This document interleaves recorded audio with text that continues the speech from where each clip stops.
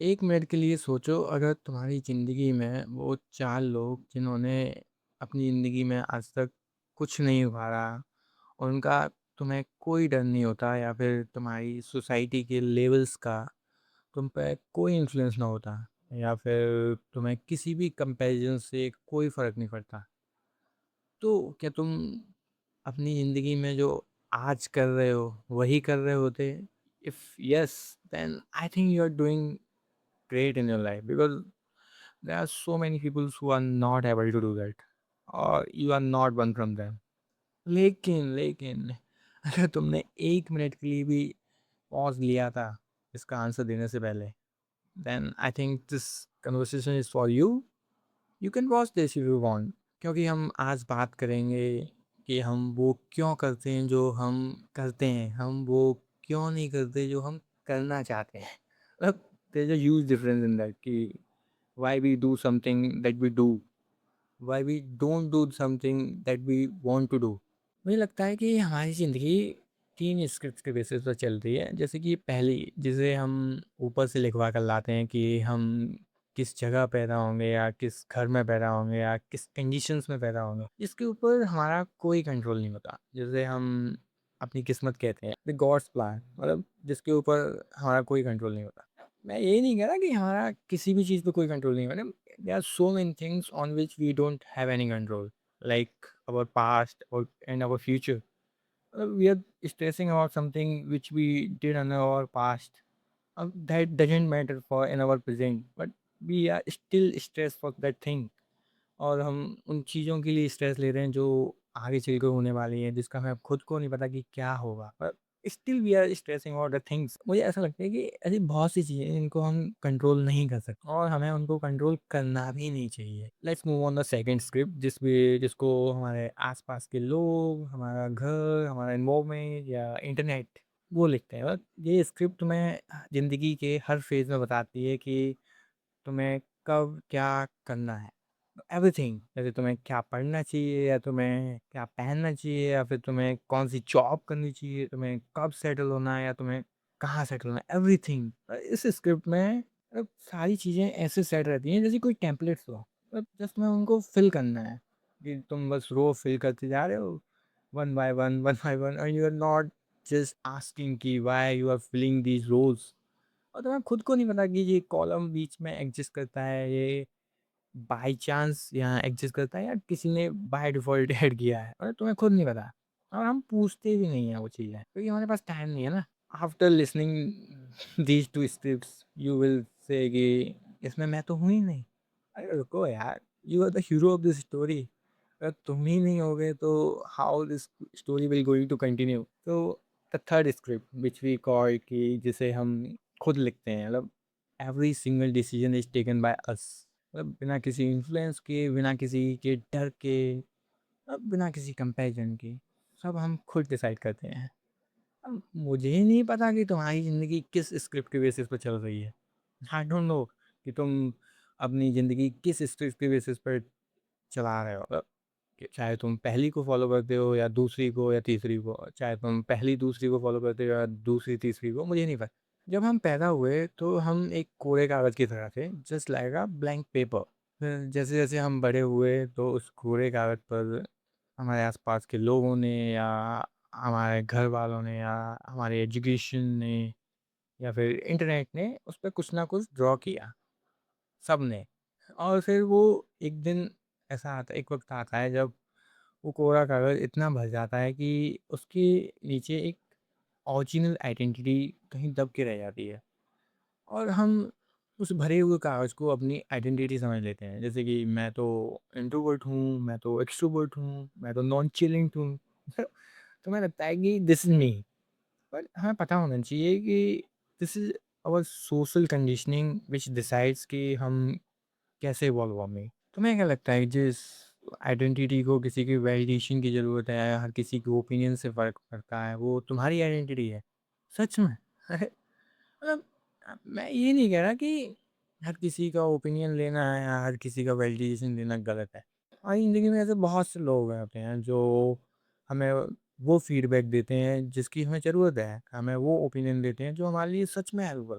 लेकिन the point is that कि फ़र्क ये है कि हमें फ़र्क करना आना चाहिए। किसी जेन्युइनली इन्वेस्टेड तुम्हारे जानने वाले इंसान के इनसाइट में और किसी रैंडम इंसान की कैजुअल लाइन में, जो उसने बिना किसी स्टिक के या बिना किसी रिस्क के कह दी। मैं पहले वाले को सुनना समझदारी है, लेकिन दूसरे वाले को सुनना इज़ लाइक बेवकूफ़ी।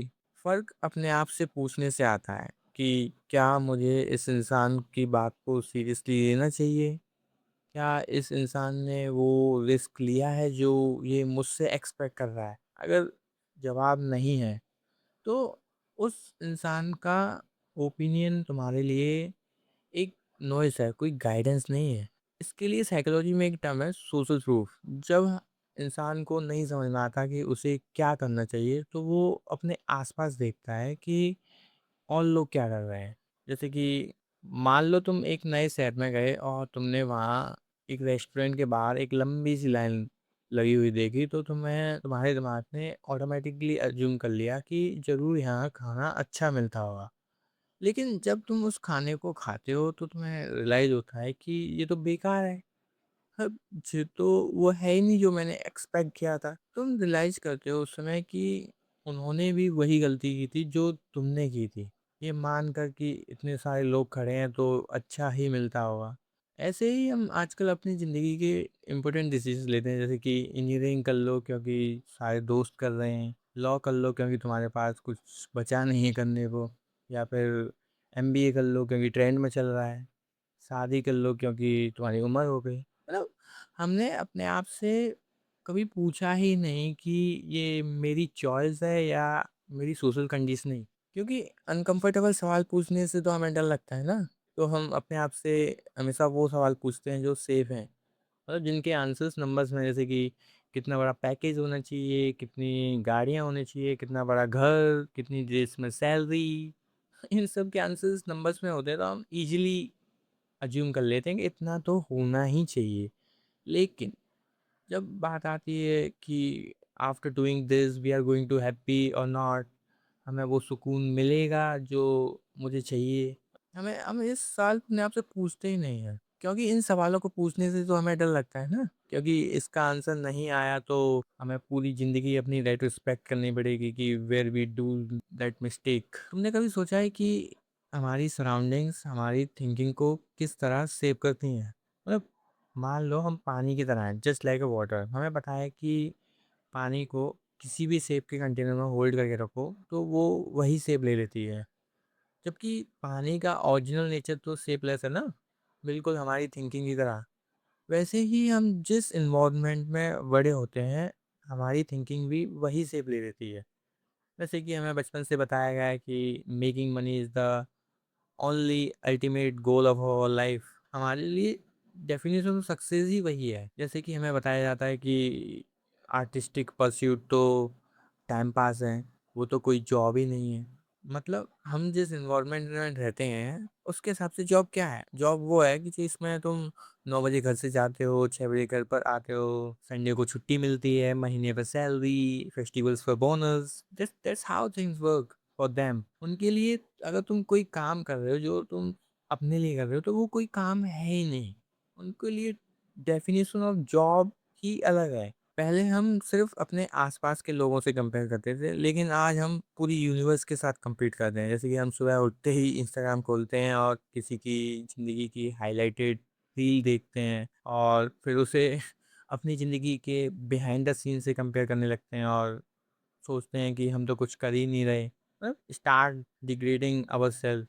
जबकि हमें पता है कि वो एक्चुअल रियलिटी नहीं है, वो एक क्यूरेटेड रियलिटी है। और हम अगर इस तरह कंपेयर अपने आप को कंपेयर करेंगे तो हारेंगे ही, क्योंकि हमारा कंपैरिजन स्केल ही गलत है। हम उस स्केल पर जीत ही नहीं सकते। तो इस सब का रूट कॉज कहाँ है? मतलब रूट कॉज है बाहर के वैलिडेशन की एडिक्शन।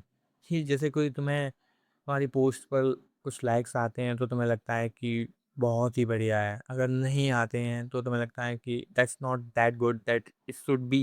तुम्हें लगता है कि ये तो वो इतनी अच्छी है ही नहीं। मतलब तुम्हें सोचना चाहिए कि वो पिक्चर किसी के लाइक करने से पहले भी उतनी ही अच्छी थी जितनी किसी के ना लाइक करने के पहले थी। सोचो तुम कोई मीनिंगफुल काम कर रहे हो और तुम्हें बताया कि वो सही है, तो तुम्हें उसके लिए किसी के अप्रूवल की ज़रूरत नहीं है कि अगर तुम्हें कोई वैलिडेशन नहीं मिलेगा कि यू आर डूइंग राइट, तो वो राइट नहीं है। ऐसा थोड़ी है, वो सही सही रहेगा। तुम यहाँ किसी को खुश करने के लिए थोड़ी आए हो।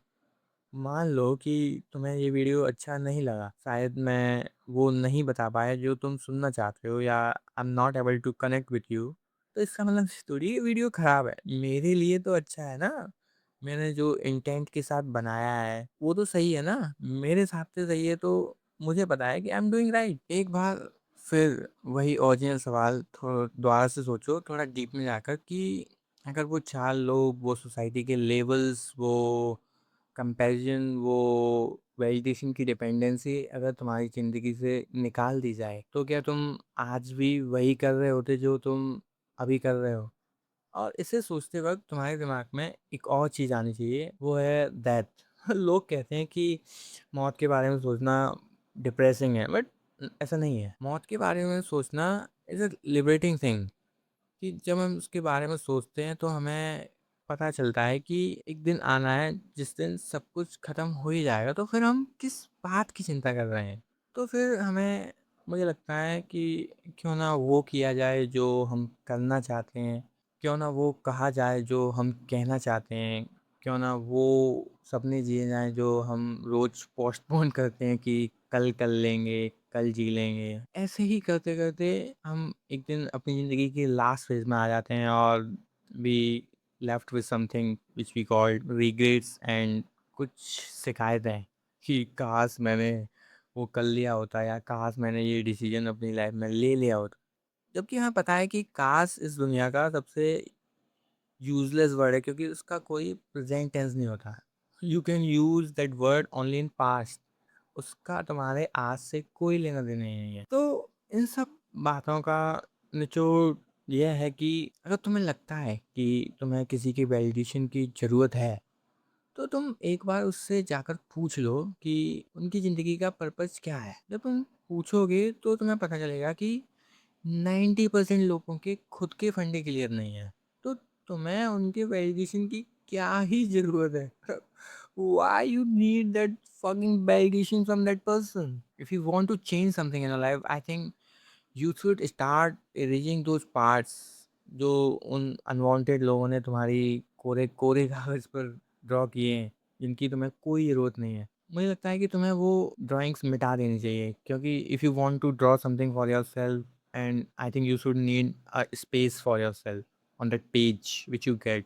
One last thing I want to say कि मुझे पता है कि ये सुनने में थोड़ा-सा इंटेंस था, लेकिन हमें समझना चाहिए कि हमारी ज़िंदगी भी इंटेंस ही है। It's not that simple that it look like. This is your Steady Apple, and hi, I'm Vivek, and this is my final bye.